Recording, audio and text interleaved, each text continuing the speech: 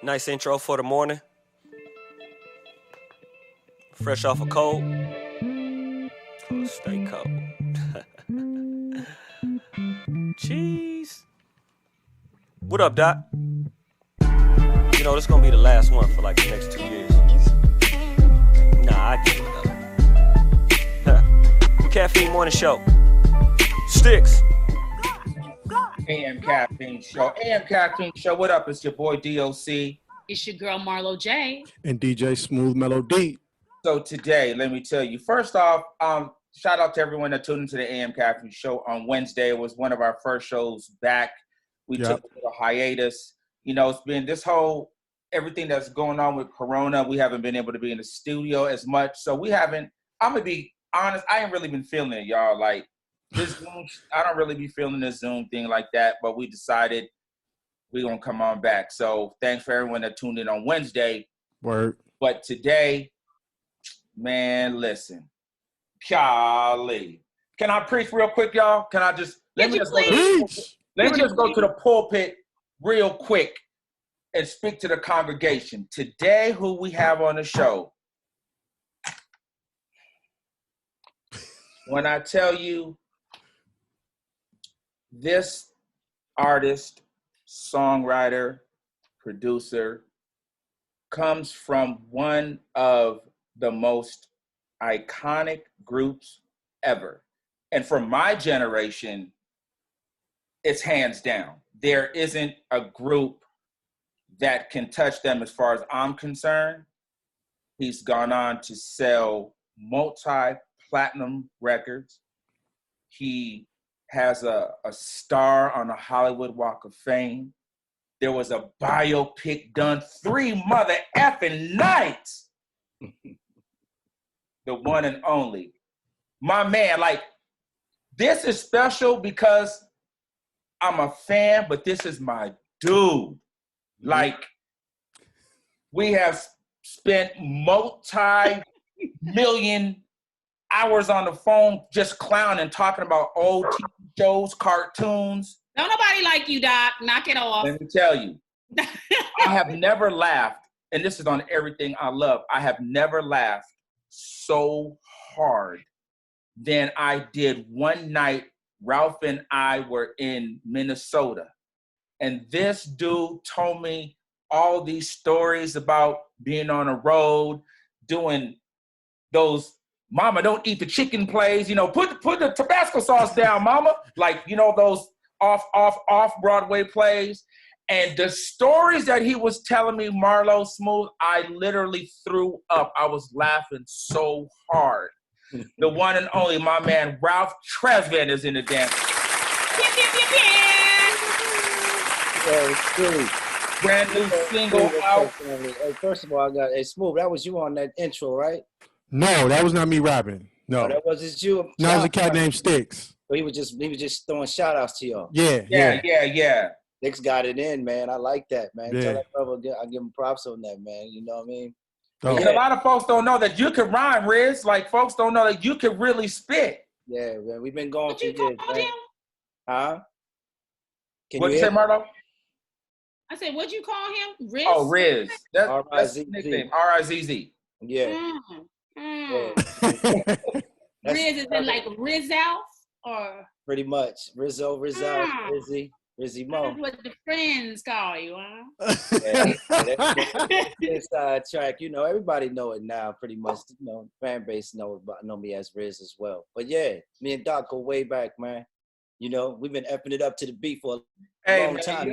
Ralph, you already know, man. You have a new single out, so we're gonna get into that. But you know, I haven't seen you face to face since the biopic. No, excuse me, since the Hollywood Walk of Fame, when you guys got the star. That's the last time I've actually saw you in person. We've communicated since then, but haven't seen you since then. So we haven't really had a chance to chop it up. So a lot of the things that we're going to talk about today are things that I just wanted to know. And during that time when you got the star, movie was out, it was all coming out around at the same time. Okay, first off, how did you feel about the movie. When it was all said and done, it came out. I loved it. I don't know what your deal was percentage wise, but you made a lot of money off me on the stream shit. Like I've seen that joint a gang of times. I do. And I know everybody has. When it was all said and done, were you satisfied with the final product? Absolutely. You know, it exceeded my expectations. You know, you always hope that you can do something great or something fly, and it broke records. It did all kind of stuff. You know, the fans showed up and showed out when that came out, man. For sure. But at the end of the day, you know, it was one of those things where, as you're making, you know, you're noticing that you have to leave a lot of stuff on the cutting room floor. It's hard to put almost 40 years into 3 nights, even though we got, you know, that was groundbreaking to be able to do 3 nights. But, you know, there's a lot of things in between that could have been, that I wanted to be expressed. But overall, especially my character, when it came down to what I needed to say and relate to people and let them know that this is how it was for me, my walk, you know, being a New Edition member, I thought it was all laid out there in a way that it was supposed to be done. You know, New Edition story started from when we was kids until we grew into adults. So at the end of the day, it was one of those things that I always wanted the family to be able to sit down and watch. You know, nothing that kind of isolated the kids in another room while the adults watched it or vice versa. So with that being said, I think everybody's character and being true to the story and what really took place, we got all we could get in for those 3 nights, man, to be honest with you. So I was happy. And then obviously the success of it, the people embracing it the way that they embraced it, that touched me. I was very, you know, like I said, it exceeded my expectations on that level. Because you get nervous when it's first coming out and you know it's about to drop and you hearing the date that it's supposed to come out, you sitting in front of the TV. Actually, I wasn't even there that night. The day it dropped, I was so that I couldn't even watch it. Wow. I didn't watch the first night. I didn't even watch it when it came on BET like that. I watched it afterwards on a disc they gave me. So I had to kind of catch up on what everybody saw afterwards. But it was one of those things for me that after I got the response. Yeah, they sent us a DVD copy of it prior to it. And, you know, it should be coming out soon, hopefully on DVD, so everybody can own a copy of it as well. But for me, it was just too nerve-wracking to kind of watch. I just kind of sat back and I started hearing the feedback and hearing everybody, oh man, I like this. This is feeling real good. So once I started getting there, just started relaxing with everything. And I, you know, at that point I was like, yeah, okay. It's doing what we wanted to do. Because we didn't want a Lifetime story, man. You didn't want one of those moments that came out. You know what I mean? Everybody's, the haircuts and all of that. The outfits is cheap. You didn't want them to put the wigs on? Hey, right. All that, man. You didn't want none of that. The lighting effect, the lighting changing from night to day in the middle of the scene. You didn't want it to be, you didn't want it to have the whole Dolomite way of making it. Exactly. Exactly. That's right, Ma. We wasn't trying to feel that. So, you know, once I started seeing the feedback, I was real excited. I was real happy about the outcome overall. Oh. Yeah, it seemed like, go ahead, Marlo. I'm about to say, you're going to give me a shot. No, go ahead. Okay, so did you have two questions. Did you have a say on who they chose to play you, or did they just say, this is who's playing you, and you just worked with them? 100%. I sat there and I worked with them. I met them. They gave me an idea. What was it? Ruby D? What's her name? Yeah. She picked most of the characters. She's just great at what she does overall. So we trusted that in her hands, that she was going to come with some people that could actually sing, dance, and act at the same time, which is hard to do, you know, and then find somebody that was similar enough to your look where it could be believable. So they had narrowed it down to some of the people who they thought was the better picks. You know what I mean? They did all of that preliminary stuff to do the auditions and all that kind of stuff. So then they gave me, for my character, I know they gave me kind of what they had already weeded through down to these are the actual choices. And so when I met Algie and when I met Lil Jahi, I knew they could pull it off. I felt like after I sat down with them, did a few rehearsals with them, Brooke had already worked with him a little bit. Brooke Payne, our choreographer, had already worked with him, so he knew they could move a little bit, and he had worked them into that swag, but I wanted to really give them my flav. So I started doing the routines with them, and they was both like real into it, you know, calling me up, yo, what did you do how did you feel? What was your emotions when this happened or when that happened? And when I was in there rehearsing and practicing with them, they could get my flavor, how I'm actually moving when I do my thing on stage. And he was copying me, you know, play by play. Yeah, so by the time he was done, Hey, by the time it was done, I was that involved with that, and I didn't come back to any more of the sets. That's another thing I didn't come back to. I watched the first 3 or 4 days of shooting maybe, and I split. I came back after it was done because I felt like I knew they had it. They had what it was going to take to get it done. Is there And they anybody was working in the studio. They was working in the studio with cats like Jimmy Jam and Terry Lewis, Babyface, for the vocal stuff. So I already knew they knew me. They know how I move and how I get down. So I trusted that they was gonna come back with the goods. So, and they did. Yeah, they damn sure did. Mm-hmm. Is it anybody that we know that that didn't get the role that they was looking up for? Not for me. You didn't know any of the other people? Nah, there was no like celebrities that like the man that played Mike was a celebrity already. He was on Empire. He was doing his thing. Right. Keith that played Ron was kind of moving around and doing his thing, and even the guy that played Johnny, they were all kind of moving around in a way where you would know them. All the guys that ended up in the final audition or the final approval by me was all people that we would have never known until the movie. So the movie actually pushed them out there. Mm-hmm. And another thing, is there anything during the process of making this the documentary, well, the biopic of you guys, that you learned that you didn't know about anybody else on the in the group? No, not really. Really. Y'all knew it all. Y'all was like, oh, I heard. I knew the story. Yeah, I knew the story, and the stuff that ended up there was things that we knew had to be told that was going to make what people hadn't heard before.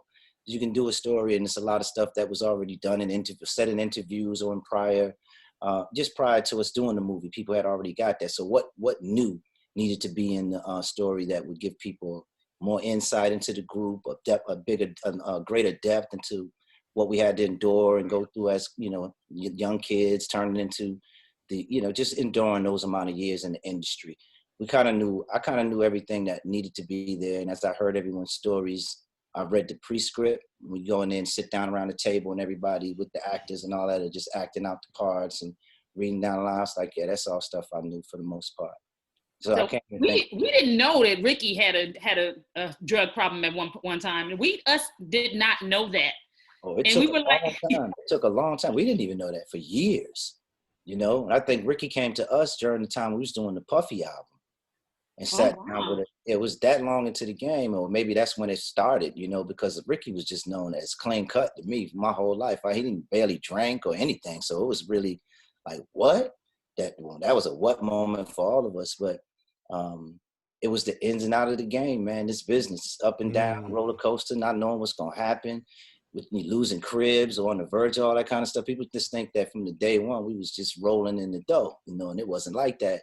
So all those different nuances, it took a toll on Slick like that. But he bounced back, he bounced back like he was supposed to, and he's on top of his A game now. So that was what was more important to us, just making sure he had the support system or whatever he had to do to make sure that he could bounce back properly, and he did it. If y'all had Instagram back then, oh my God. It's been a whole nother thing. I don't even know if we would have still been in the Yeah, looking at that series, man, I feel y'all could have done a season worth of stuff on y'all easily. That's how we felt that day. That's the one thing, Doc, if I was going to say anything, that it felt like we could have continued it, did another set of, three nights or so, and continued it with, like you're saying, like a little mini series or something that we could have done that.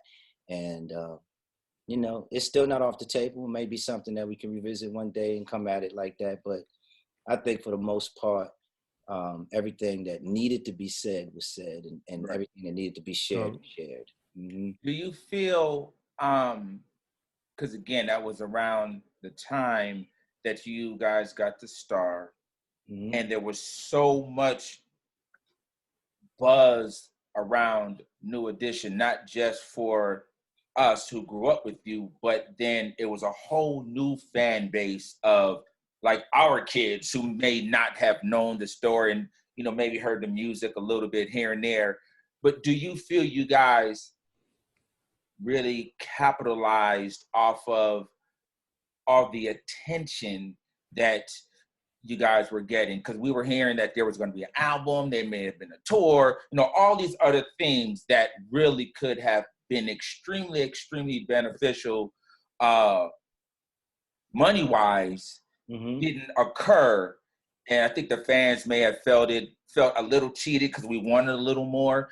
Do you feel that you guys capitalized? And if not, why did you guys not?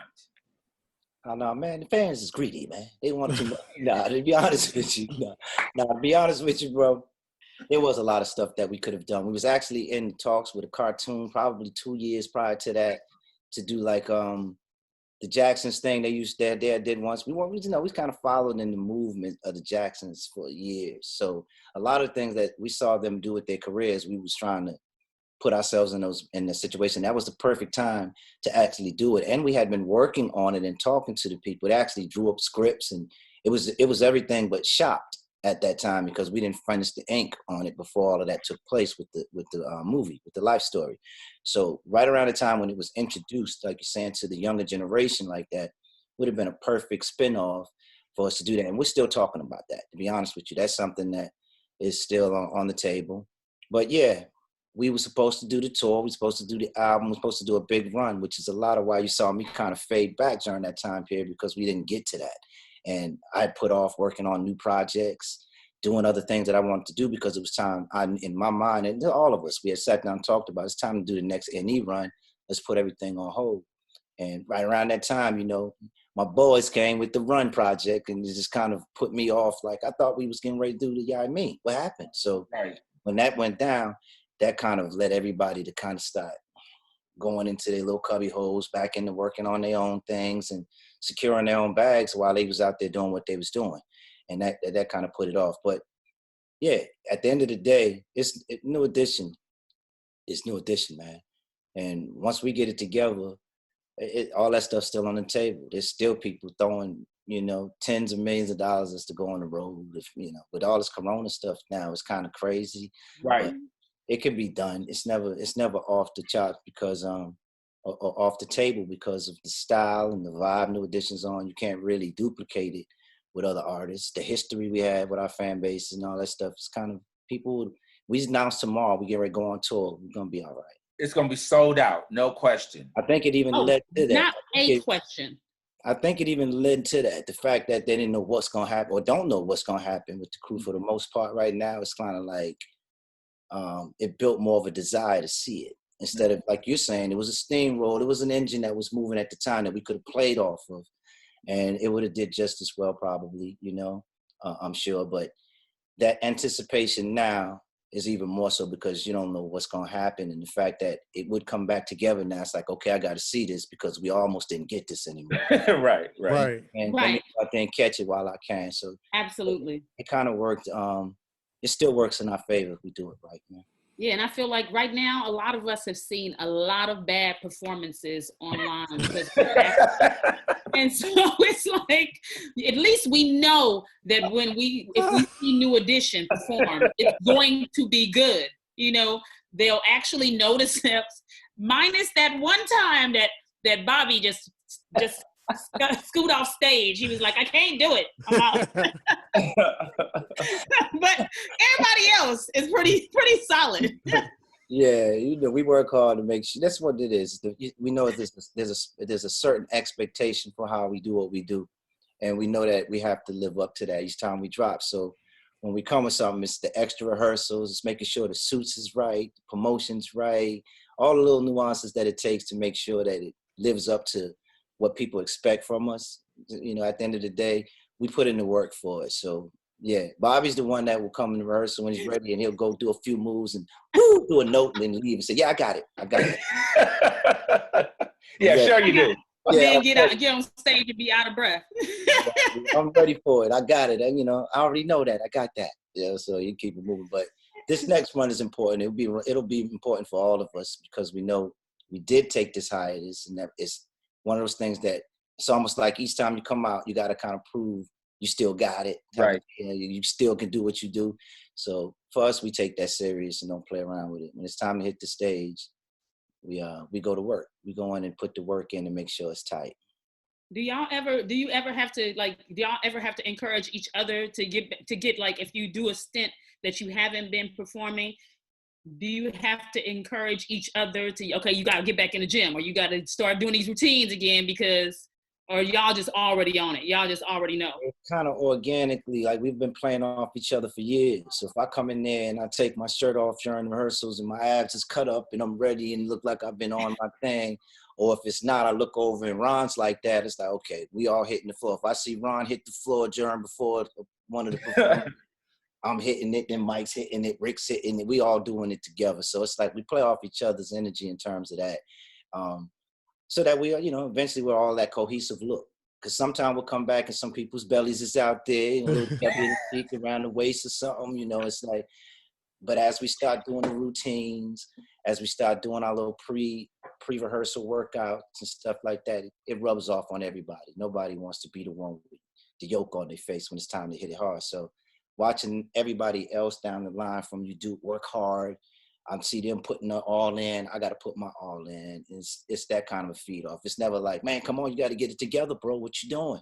But we'll give some incentives. There's some things that we know if they're a little off. It's like, hey, man, you get these rehearsals in hard body. You know what I'm saying? Well, we'll put a little something on there for you at the end of it. Or we'll put a bet on the table. Who's going to have the abs right? Or who's going to have to meet a certain weight and stuff like that. We'll put some wager on the table like that and see how it pans out. But usually that's the motivation's organic. Everybody's just not wanting to be the one falling short when it's time to stay, time to move. I don't want to be the one. You don't want, the ones down beside me don't want to be the one. So we make sure we put it in on. It's on that level when we're going. Right.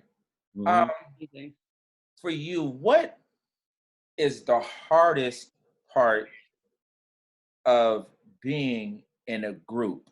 Is it business? Is it creative? Like if you had to pinpoint and say, this is what's so hard for me to be part of an ensemble, or is it a combination of it? Like what is it for you? Yeah, it's probably twofold for me. One of the things, like you said, business, trying to make sure you got the right team and the right managers or accountants and people like that you got to work with when you do a run. Sometimes that can be challenging because everybody has who they think is the better person for that role or that slot. So that can be challenging.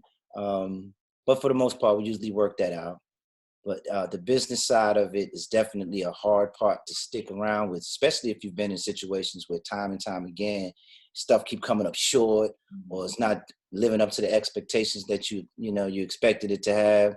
And you got to keep kind of taking this majority rules kind of thing. It's like, man, that ain't who do my business. And I know my business is airtight individually. When I move, all my money's accounted for. All this other, just different things. The people I'm working for puts it on a certain level, and I know that this is going to work a certain way. So you want that team to be involved. And sometimes you got to give and take, with the group thing. But with New Edition, for the most part, everybody that's on the table is usually top notch at what they do. So it's not that hard. And I think the other part would be as a lead singer, as the upfront cat with it, it's not a lot of time to do me. Mm-hmm. Outside things that I want to do or projects I would want to be involved with, can't get involved with anything that's long-term or anything that could secure a separate bag. And especially if they're long-term contracts and stuff like that, you got something that somebody want to work with you for over 6 years or more, whatever it might be. You can't just jump out of that, you know what I'm saying? And all of a sudden be available for the group to play your role. So that can be challenging, being able to take advantage of other opportunities and still be open when it's time to do what we got to do as a unit. So that can be challenging as well. But we balanced it out enough so that I haven't really had no real regrets. But there are a lot of opportunities and things that when I look back in hindsight, I say, I wish I was to take care of that. I wish I'd have did that or took more advantage of some of those opportunities. Right. Marlo, did you have anything? Yes, I did. Go right ahead. So since you are the reigning leader and champion of sensitive singers, you open the door. You open the door for the Carl Thomases of the world. So are you okay with that badge, or are you like, nah, I'm a tough guy? I think there's, people that know me know there's a balance with it, so I'm cool with it. The people that really know me and been around me understand that there's a balance that there's a sensitive side. There's a side of me that really, I'm a very caring person, a very loving person. My energy is very loving for the most part. But, you know, I'm also that dude that if you mess with me, I could have a tear in my eye while I'm beating you down. You know what I mean? Oh, wow. It could be going down. You made me do this to you, fool. Oh, wow. And look what you made me do. It can be. It's a variation to it that I do wish that there was more of the complete understanding of who I am, and that's what I tend on doing with this next project and how I'm moving now. You know, to make people understand that those songs was written about me by people, their take on me. Sensitivity was written by Jimmy Jam and Terry Lewis, who, as I spent few weeks just hanging out in Minneapolis and being with the guys, which are my musical heroes, just hanging with them and going to Timberwolves games and whatever was going on in the city. And, you know, this is what they pulled from me. You know what I'm saying? So when I heard it, I was like, that wasn't my approach, man. That ain't what I'm thinking I'm giving off. You know what I'm saying? That's what I'm giving off. Right. He said, that's what I'm giving off? Yeah, that wasn't what I was going for. That's not what I was going for at all, you know. But at the end of the day, you know, it works. I think that when I heard it and I understood what they was pulling out of me, the side that they was wanted people to see, you know what I mean? And with all of the hard body stuff going on at the time, they gave me a lane that they knew nobody else was going to go down and approach. So sensitivity allowed me to go and show a side of myself. And a lot of men overall, you know what I'm saying? A lot of men overall have this side that they don't want to speak about, that they rather keep under the cloak of being tougher and rougher, you know, more hard body with it. And I think I allowed that expression, like you said, to be expressed by a lot of men, you know, and feel comfortable with being able to show that side of themselves. So overall it works. And that's when, you know, I thought the balance was going to be in songs like Stone Cold Gentleman. Right. You try to get the... that was going to be the balance. That's going to balance it out where it don't turn into that, you know, he's just softy, Mr. Softy or whatever it might be. You know, they're going to be able to feel it throughout Rated R and all this other stuff that I was putting on the album. Doing it with all of that was going to show the balance, but somehow Sensitivity was such a big record. It just kind of walks in front of me still to this day as, you know, the song that they remember the most about me. Hey, and it is a classic. It is a classic. I know it's plenty of your ex-girlfriends are like, oh, now he's missing Sensitivity. Oh, really? Really? You are too much, Marlo. Yeah. I don't know what it was, but at the end of the day, that's the one that follows me the most. You know, that imagery seems to be the one. But, you know, it started with Candy Girl and all of those love records from back then, and then coming out of that stuff, going into Sensitivity, that did, you know, it didn't help. It was like a lead up going into it that seems like that's who he is. That's the dude. And for, you know, like I said, I represent on 90-something% of my records is about love. Some sort of love, falling in love, falling out of love, sharing love, you know, whatever it might be. Love Hurts, and all these different things, titles that always stuck with me. And even with New Edition, Baby Love, Lost in Love, you know, If It Isn't Love. It's always been about love for me. So I hold that badge. I hold it and I wear it on my sleeve proudly. Okay, one more question for real. This is it. No, go ahead. You can take it. But okay, when you, I want to frame it right. Go ahead, Doc. I want to frame it right. You got it together yet? No? No, not yet. Go ahead. So, Riz, yeah. During, I know you as a songwriter and you're forever in a studio and you're forever creating. Mm-hmm. Why is it that there hasn't been more music from you? So, you know, when BBD went on, you know, they go on their run and they'll release music. Johnny's always releasing music. And you're sitting on so much music. Is it a timing thing, or is it, you know what, I'm not exactly sure if this is the body of work I want to put out to represent me at this time? Mm-hmm. Are you just like, because I think the lack of you putting out a lot of music kind of adds to your mystique as well, because you're not out there like that. Like, it's not too often that we see you. You're not the club dude. You're very hit and miss. You know, Ralph was here. Like, never Ralph wasn't here. Like, you know what I mean? It's almost like a unicorn. Is that all on purpose? What is it? That's funny. I think it's a cross between what I was talking about earlier, not doing too much, that when it's time comes, I'm available for new edition. Because when you obligate yourself as an individual, sometimes that can take, depending on how hard it hits, that could be years that you got to push it, you got to move it, you got to tour off of it, and the whole thing. So one of those things, that's part of it. The other part is that I was content being, for the most part, my role in New Edition. I didn't really need the solo accolades. Since day one, I had the screaming fans, I had the crazy amount of fan mail at the record companies and all, you know, it was just a lot of attention. So I didn't need anything else to kind of tell my story. But there was a point where, as far as, like you saying, the style of music I wanted to put out, there was an album I was working on back in the early 80s, mid 80s, called Living in a Dream. I think I told you about this, Doc, that I never dropped.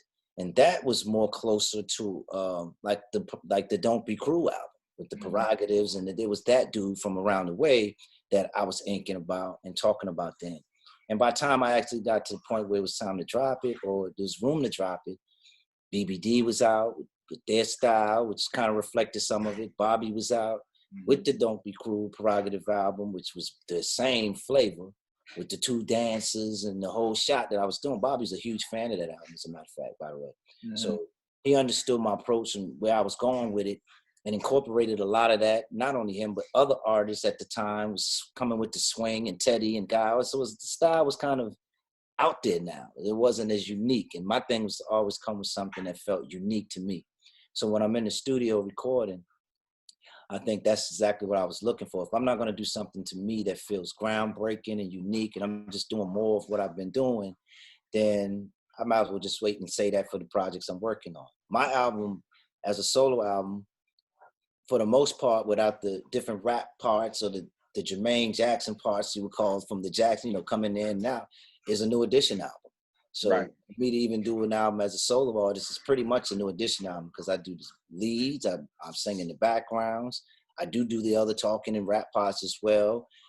So for the most part, I was always getting off what I wanted to do as an artist through that, through that avenue, through the New Edition project. So I never was like over pressed to do a project as a solo artist. Even when I did the Sensitivity album, at that point, I was kind of like just doing it because everybody else, like you said, was out there doing their thing and hitting hard, and the opportunity was there. And I know there's a lot of artists that wish they could have been out there and had that opportunity. So who am I to look that, give horse in the mouth, just kind of push it to the side? It was a blessing at the end of the day to have those type of offers and stuff. So I had the room to do it then and the space to do it properly. So that's why I did it then. But overall, I just never had that over urge to have to, I got to express myself. I got to show what I'm doing. I was getting that off pretty much through New Edition projects. Mm-hmm.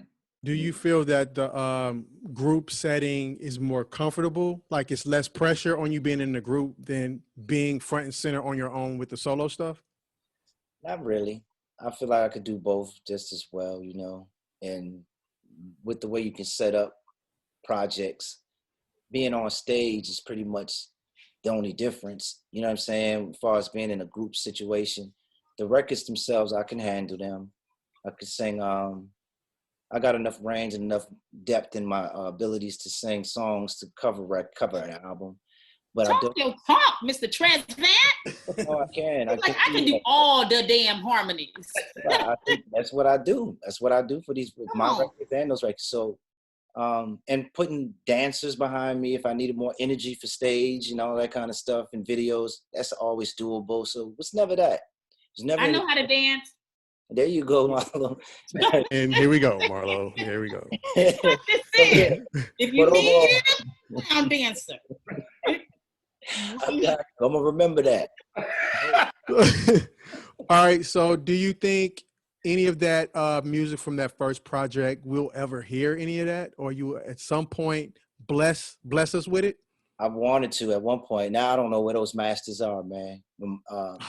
Rest in heaven, when my mom passed in 96, the masters were at her house. And when I went down to the house coming off the road and all that, they disappeared in thin air somewhere. So I don't even have a copy to listen to Just myself. some random person in the hood just he's holding them. He don't even know what they are, but he got I got that rough Tresvant. I got that rough Tresvant. Don't be surprised. They're going to pop up on eBay or something like that. Right. Chris, what was that first album going to be an MCA project? Were you signed to MCA for that first album? MCA had first right of refusal. Okay. All the New Edition members. If we Uh-huh. decided to go and work a project outside of them, they had first right of refusal, but it wasn't etched there. I had offers of $6 million from Disney. I had other, there was other offers on the table from other companies that were rivaling them at the time that they would have had to match or do better than. Right. And in order for me to stay there, but the intention was to go there. I was talking to Gerald Busby and at the time, Lil Silas Jr. and them guys, and that's what you saw in the movie. It was like, man, listen, I got you. Just do this one more for me, this heartbreak joint for me, man, and I got you. We'll take care of you. So that album that was all out of pocket. That wasn't from a label. That was just you using relationships, just doing it on your own. That was me and my friend Dwayne Omar, who came up in Boston. He was putting out records in the Boston area. He was putting out his own joints. He was real close with Maurice and some of those people back then. And Cornell Brown, the Brown Genie, he was going to be the one that kind of pushed it behind. This man he still is like a real estate guru. So he was owning downtown skyscrapers and all kinds of stuff. So that was going to be my man's. And we were all hyped about dropping this project. And then, the politics of the game started coming into play. And I ended up going down there and we're doing the Heartbreak album and never got back to doing that project. Wow. Mm-hmm. Marlo, did you figure out what you Yeah. had? Okay. Yeah, I have two again. So the one that I don't want to forget is I feel like when you guys first came out, like early 80s, mm-hmm. I feel like everybody had the same kind of hand movements, the grab, the pull in, I feel like somebody must have said, okay, this is what you got to do. These are the 5 movements you got to do. Never. So if there wasn't anybody that did that, is there any have to that you would give advice for an R&B person coming in? It's like, okay, they're new, they're R&B, they're 19 years old, and they're like, yo, I just need to know what I need to do when I go on stage. That's difficult. Well, first of all, nobody told us to do nothing with our hands and all that. That was just something that we wanted to do on our own. Mr. Telephone Man. We just felt like that was how we... Being mad literal. There's something wrong with my line. Yeah, you know what I'm saying? That was for the hearing impaired. You can... Right. you can understand the words, then we ain't said it nothing. Yeah. And at the end of the day, that was just something that we did, man. As growing up, we started working with each other. As we was working with each other, that we was feeding off each other all the time. And those are the things that I did naturally, just as a singer, pointing and all that stuff. I guess probably watching stuff in the past, artists in the past, and how they was doing what they was doing, and incorporating that. A lot of the stuff that, if you know the Sugar Hill Gang and some of them cats, they was always animated with how they was doing stuff. And so it was following in the footsteps of a lot of things that we had already saw and thought that this was going to excite the moment while you're performing it, So I think that that's what that came from. And to answer the second half of that question, what would I tell artists coming up now? In terms of what they need to do on stage, that's tough, man, because it's like what you want to be is original. You want to have your own thing and not be sitting up, if you're really going to have a long-term career, it can't be something that's over-patterned behind somebody else. You can have hints, and that reminds me, they remind me of the Temptations, for instance, or they remind me of the Jacksons, which was our combination. It's like Blue Magic, Temptation, stylistic vibe meets the Jacksons, meets the Pop Lockins, what was going on in the streets, at the time. So that was New Edition. That's kind of what rounded us off as a crew.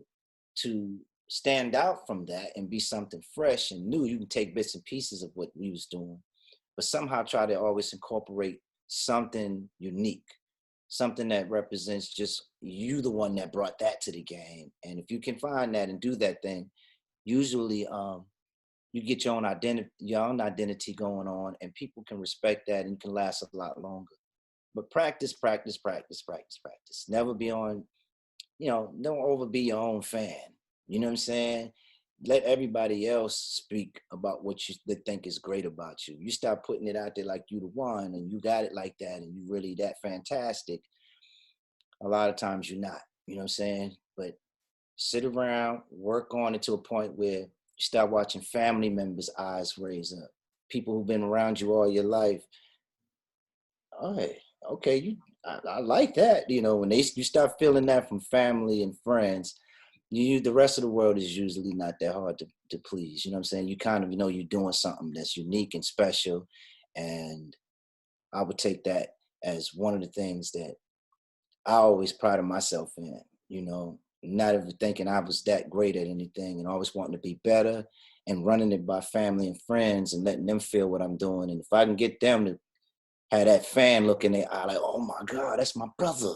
If I can get that out of my sister, my brother, yeah, the rest of the world to me felt like, I got y'all.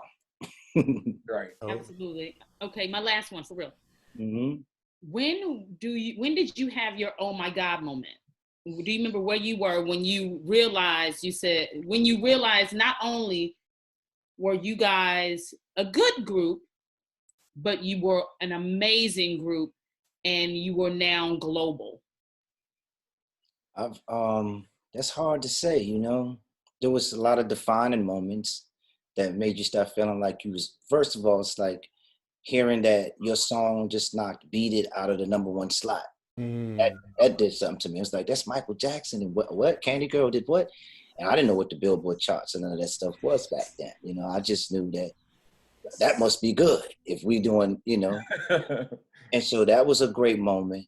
I think when we started appearing, all the first, started appearing on Soul Train. And this is a show that you sat down and watched every week. Like, oh my God, y'all. And finding new dances that's coming off of there. And then all of a sudden you on the stage up there and Don's introducing y'all. And that was a surreal moment. First music award from the American Music Award or Grammy or something like that. When you see them, hear them announce your name, it's like, oh my God, we really doing it like this? Not only just being nominated was already crazy, but hearing them announce your name as the winner, that's surreal. And then I guess if you was going to take a moment, because I've always felt like there was just something else that we needed to do to etch ourselves in that category of the Temps and the Jacksons and the big boys in the game to us. And I think it probably didn't happen for me until they put that star down on the Hollywood Walk of Fame story that year. When they did that, I was like, okay, from Adams Street to Hollywood Boulevard is a big jump. We must have did something right with our lives. You know what I'm saying? That from Roxbury to Hollywood, that was something that said, all right, I think we finally etched ourselves in the middle of all of that. And I got to get at, man, Jimmy Jam and Terry Lewis from Flight Time, they was the spearheaders of that. Now, money, the fans and all that have to vote and all that. They was a huge part of making sure that those, that the votes were where they needed to be for us to get that. But Jimmy Jam and Terry Lewis put it on the board, put it in front of the board in such a way where they was almost getting ready to overlook it. And Jam and them had, no, listen, man, let me show you something, what these boys have done and how long they've been doing this. And then that the individual projects that they all did is in that stuff that's never been done before. You got to, and that's when they reconsidered, okay. And they took it serious, and the rest was history. But when we got that was that moment to me. It was like, oh my God, we really did this damn thing. We did it, Right. Check and mate with this. Right.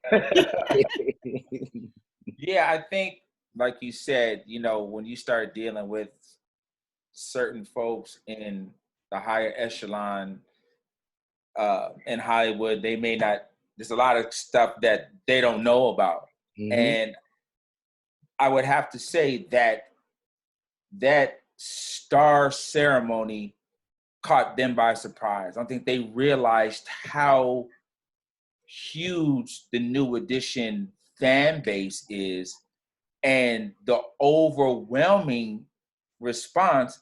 And it was raining. And can you And believe it was raining, and that mug was packed. it broke records, man? And I couldn't believe that. That's another thing that showed the level of impact that the group has had on the world.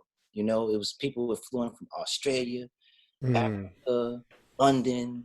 It was from not just in America and coming all over from here. Los Angeles showed up and crazy, but all over the United States and abroad came in for their broke records. It was the highest Attendance. the highest attendance in the Hollywood Walk of Fame history, and I couldn't believe that. Are you talking It about? should be. I said, I would have known. I would have been there. It just blew my mind. Like out of all these artists, man, you talking about from Elvis's and all these people who had huge bases, and New Edition had the most. I couldn't believe that. You know, it still sits in my mind. Like we got to do a recount. Michael had to have. Michael had to have some more people out there, but overall, no, they didn't show up, or it was done in such a secretive way that the fans didn't know to show up or something. But New Edition, when we knew we was getting, it's like, hey, all the fans, come on out. We gonna Right. They didn't have Instagram and Facebook then. That's right. That's right. Great points. Listen, I had a group of 11-year-old girls that I coached, and I remember asking them about like people that were popular for me, if they knew who they were.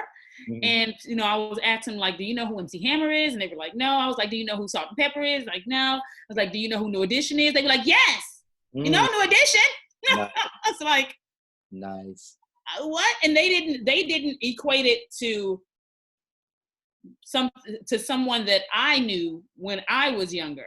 They just feel like this is it's always been New Edition, and that's our music. And I was like, that's not yours, it's mine. That's pretty strong though. Yeah, I mean, it's been a blessing, man. Me and the boys, we worked hard for a lot of years. We're saying we're going on almost 40 now, and to see all that hard work paid off, a lot of love spread, a lot of people who still enjoy the groups and the group's legacy overall and what we added to the music culture and to our culture in general. It just feels good. It's a blessing to know it wasn't all in vain. You understand? It's definitely a blessing. Do you ever think of like, when you think of your kids or your kids, like they'll never know this? Is there anything that you think of, you're like, they'll never know this? Like I know when I think of when I have children, the twin boys that I'm going to have one year, I know that they will never know like being without a phone. Like they'll never know being without a house phone or a phone where anybody can contact you. No. They will always have that. Man, listen, times have changed, That's just how it is. I didn't know a time without the radio in the house. You know what I mean? Wow. That was big for us then, or having a TV in the house. We watched all this stuff coming first, and my parents telling me about the days when they didn't have this or they didn't have that. And, it's just one of those things, man. Times have changed, and this is where it's at. I remember feeling that when I think my kids, when they grew up and they started having, they were having computer classes at a young age when they, not kindergarten, but first and second grade and all that, they was having computers in their classrooms where they was starting to learn what that was all about. And that was something that for us, all we had was the number 2 pencil and eraser. That's what right. Number 2 pencil and an eraser to go with it. And that was our class. We had to go from there, but times have changed. And I don't know. They'll never know that unless they do their research. They do their research and their homework and want to know about those days. But yeah, all I can say is that times have definitely changed. Absolutely. So now, Riz, with everything that you've accomplished, 2020, you have this new single out, All Mine, featuring your man, Johnny Gill. What made you say, this is the time? Like, this is the time, this is the song, I'm ready to go. And because it's almost like me seeing you move over this, you know, since the release, is almost like you're a new artist, man. I've seen you on everybody's podcast. I've seen you on everybody's radio show. You are seriously grinding again, and obviously there's so much more platforms now. So there's, I know, that much more requests. But it seems like you're enjoying yourself. You're energized. Is that what the feeling is, you know, on this run with this new single? Absolutely, man. I do feel renewed. I feel a sense of I just understand myself better. The industry, I understand it more. I'm more comfortable in my role, in my lane. Being an artist, it's not such an urgency to try to be something. Just go out here and be myself. I feel it differently now. I can appreciate it all differently now. And what pushed me this time really was just to sitting home. Johnny's out there doing his thing, and he's the main motivator. Johnny was like, "Dude, what you gonna do?" Right. You see everybody out there moving. I'm moving. These guys out there moving as individuals. You got BBD still moving. You got the Ronnie, Bobby, Ricky, and Mark, and they moving around. He said, "What you gonna do? You just gonna sit around on?" I said, "Nah, man, I'm finna stand up on this pimping. It's time to get it popping." Right. You still look good. I mean, you look good. I mean, you look nice. Thank you. What I did was, I feel good. I feel healthy. I feel I'm in a good place. Why not now? You know what I'm saying? I'm not getting any younger. And before I can't do what I do, for whatever reason, God forbid. Let me get out here and get back in the middle of it and start doing my own thing. You know, my kids are grown. They're out there doing their thing. Now I've raised them.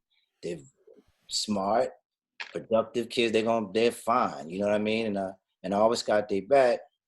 And just sitting around after that felt like you just kind of dormant. It's like, nah, I don't want to sit dormant. Let me get back in the middle of here and try to make as much as I can happen with my own legacy, finish out my own thing, and see what I can still pull off as an individual. And being where, like I said, being where I'm at, very relaxed, calm, at ease, a lot wiser, a lot smarter, a lot more appreciative of the ride that I took to get where I'm at now. Let me go out here and make the most of it, man. Is there anybody riding with you? Are you married, Ralph? No, I'm not married anymore. What? Y'all some haters, I swear. Hey, here's the thing. I promote Black love. I just don't know if this is the forum. I just asked the question. I know, Marlon, I feel you. Try the DM. Let's try the DM route and see how you feedback. It's all good, Doc. Yo, I'm 1,000 with it, man. Like I said, I'm comfortable where I'm at. You know, I'm still cool. We got a beautiful son. We both make sure he's good and take care of him. But you know, we had to move ways, and that's just what happens sometimes. You know, it happens. Hey, it happens. Oh my brother. God, the threes of yous. Yeah, man. That divorce ain't no punk. I was in it for 8 years, been out for 3 years. Boy, I tell you, it's no joke. yeah, She didn't know you were out for 3 years. Marlo, be quiet. You've never been married. No one's even asked you to marry them, so you don't know about that. I've been asked to be I married. doubt it. I don't think so. You don't have to think so, you sucker ass sucker. He said, I don't think so. I don't think so. And I wasn't even going to go here until Marlo brought that up, but real quick, do you feel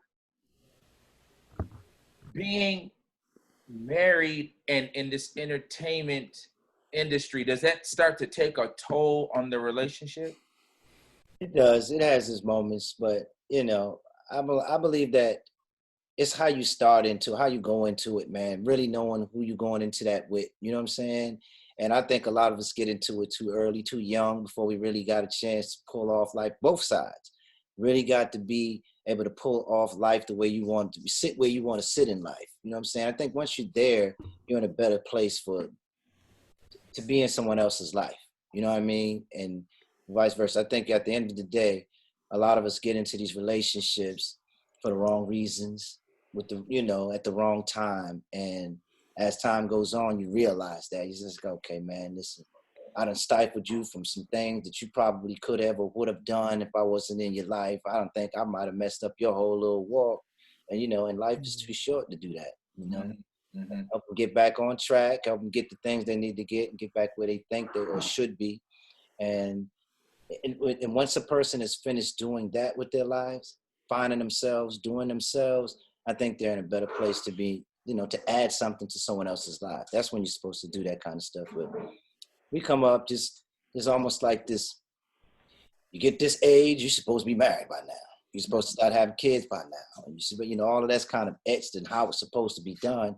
And we're walking in that blueprint and not really understanding that I don't think that blueprint is something that works. Even back then, if you look at the divorce rates and all that stuff, including now, it's just something that doesn't really work at the end of the day. If you don't know who you are, if you haven't accomplished what you was trying to do in this world and sit in a place where you are comfortable with who and where you are, you know? I don't want to feel like I'm holding somebody back from being who they should have been with or being who and doing what they think they should have been doing in the world, and vice versa. So overall, I think that that's where it really sits. I don't think it has too much to do with a career choice and all that. I think it just has to do with polishing you off, doing what you need to be doing and sitting where you need to be sitting before you get into those type of relationships. Right. Hey, I recognize rated R from I heard rated R just now. That wasn't missing sensitivity at all. No feelings at all. Do you hear me? It's like, no matter what you feel. This is just hey, it's rated R. So, new single out now online. Video is out. You making your rounds. I'm sure, you know, with just this whole Corona thing that you know, obviously has stifled a little bit of you getting out to perform because of everything that's going on. Are you finding that you might start doing stuff more, you know, like Marla was saying, you know, there's a lot of performance that folks are doing via from their home and, you know, the different isolated places. Is that something that you want to do, or you kind of just want to wait till this subsides so you can actually hit the stage? And how can y'all do that in 5 different areas? Well, I'm talking about him as a solo artist. Oh, got you. Okay. As a solo artist, man, I've been getting a lot of those offers now. They're really starting to come in as the song's picking up steam and moving up the charts and all this stuff. And people want to see me perform it. Or they're doing functions where they want me to be a part of it. And part of being a part of it is to, you know, perform some sets. But it's just like you said, it's really different. It's really different for me. I came up in there with the band, that live interaction, the people right there in front of you,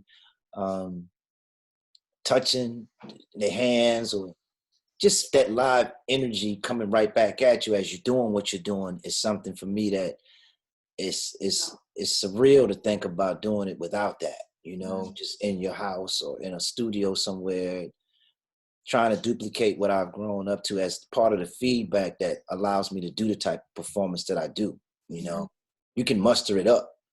I'm sure I can muster it up and do the thing, but it's hard when you do something and you don't feel that reaction, because that reaction is what it kind of pushes you into the next thing you're about to do. You know what I mean? So without that, you kind of got to pre-plan a whole routine, walk through it in this way where you don't know if they're liking it or not. Right. Right. You just got to read the chat comments. Like, like sensitivity. Okay. Yeah, it's kind of different, man. But I feel like at the end of the day, if this is where it's going, and who knows if it's going to go back to how it was or any time, who even knows? I got to start adjusting.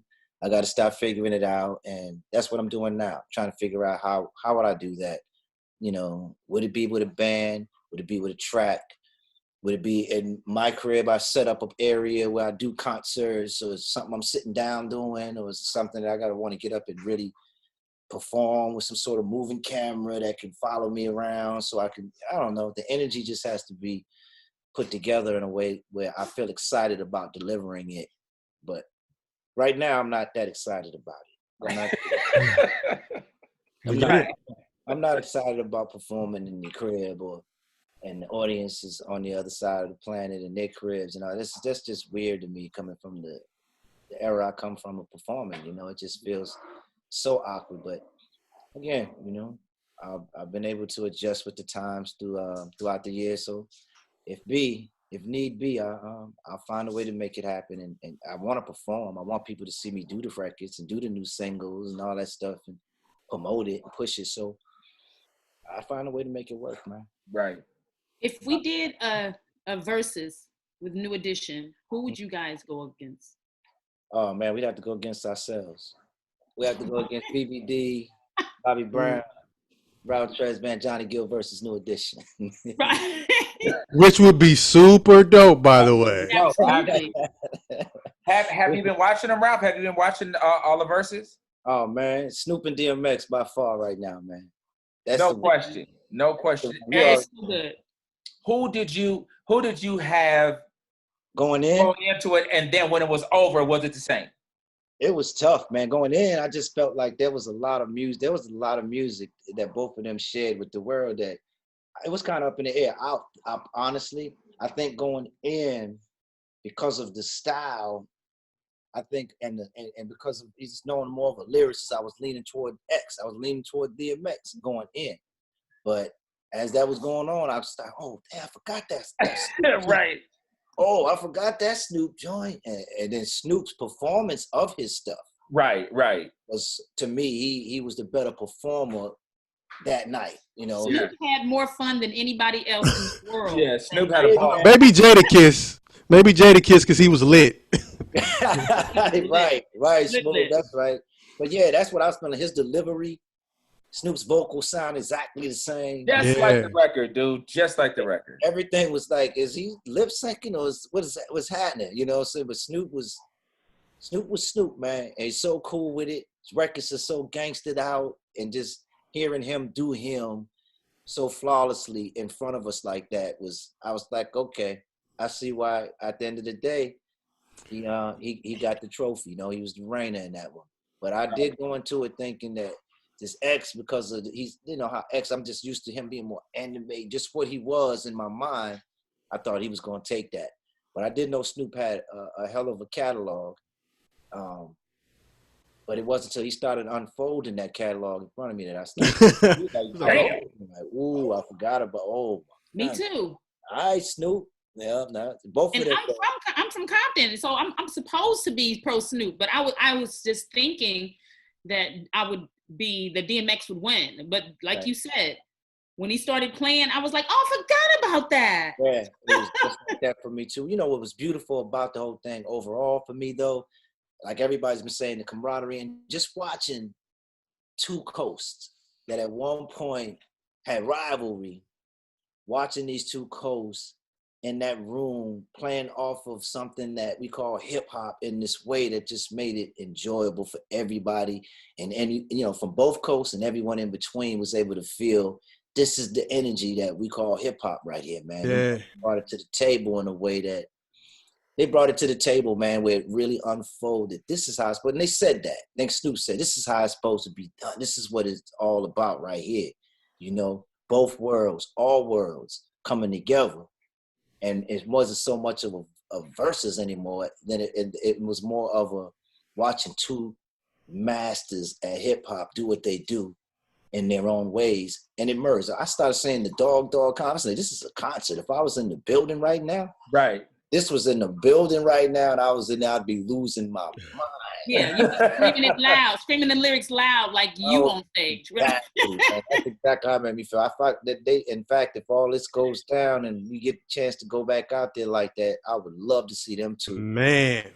In the same bill, man. It just showed me how well they match. And it was dog versus dog at the end of the day. Right. You know, it was a cold combo that the concept is dope. Listen, when I saw DMX show up, I said, well, look at here. Right. I was a little concerned. And then, because I wasn't sure if he was going to show up, you know, but or stay. He showed up. Or stay. He was first, and he looked like he ate old DMX. Like, he himself said, me and Snoop look like the number 10. Yeah, they did. I heard him, man. That's hilarious. But yeah. He did. Riz, man, thanks so much for taking the time to hang with us, man. It's always great talking to you. You know, I the way I feel about you, dude, you know, if I haven't said it before, man, I love you. Not just, you know, obviously all the music that you've provided was a soundtrack for my life growing up, and I think all of us can say the same thing. That you all gonna cry? that you gonna cry? done for us. You gonna cry, Doc? I think so. Nah, important. They bring a tear in my eye right now. It's important while you have the opportunity, and I have been trying to take the opportunity over this last year and a half to tell folks how you feel about them, because you never know if you're going to get that opportunity again, especially in the times that we're in. You know what I mean? Very true. The music speaks for itself. What New Edition has done for me, what BBD has done for me, I can go on and on. But as my homie and as my friend and all the time that we've shared, and yo, let me tell you, I won't speak to Ralph for months. This fool will send me the funniest shit on Facebook at 6 o'clock in the morning. It'll be like at mad random times, and it'll be the funniest thing, whatever he found. So we always share stuff like that, man. Yeah. Love you to death, dude. Listen. We're gonna support this new single. All Mine, Smooth D is gonna play it. You can play it, D? On the way out, yeah. That's how we go. If you don't close the show, you got to close the show right. Let folks know before Ralph actually introduces the single. Riz, how can folks find you? Man, listen, I'm everywhere. Just Google me. Just Google my name, baby. You already know what it is. Yeah, at Ralph Tresvant or something like that. Put one of them in front of it if you got to be more specific. But just, I'm not hard to find, man. Lead singer, New Edition, Ralph Tresvant. And I'm a legend. What? You know where I'm at. It'll pop up somewhere, man. And I love you too, Doc. You know what I'm saying? In a real way, man. Throughout the years, you've always been there. You've always helped out. You put some songs on the table for us in New Edition when we was putting together some of that puffy stuff. You brought some people and some things to the table. You've always been instrumental in sending me tracks. That's some of the stuff you talking about I work on behind the scenes. We go back and forth like that at all times, man. So I appreciate you. AM Caffeine. You already know the morning show is a real thing. All right? My man. There it is. My Hey, man. Ralph, you got on bottoms? Huh? You got on bottoms, Ralph? Yeah, of course I do. Why are you looking down like what? Why are you looking like you trying to see? Let me see. Let me see. Of course I do. At all times. My man, Ralph Tresvant, right here, AM Caffeine Show. You guys know somewhere. We'll be back today. Thank you, Riz. Appreciate it, my dude. Stand up on it, man. Keep doing Absolutely. it. Right? We've been trying to do it, man. I appreciate it. We got it in, Doc. You already know. I'm going to hit you later. All right, family. Peace. All right, y'all. Salutes. Love y'all.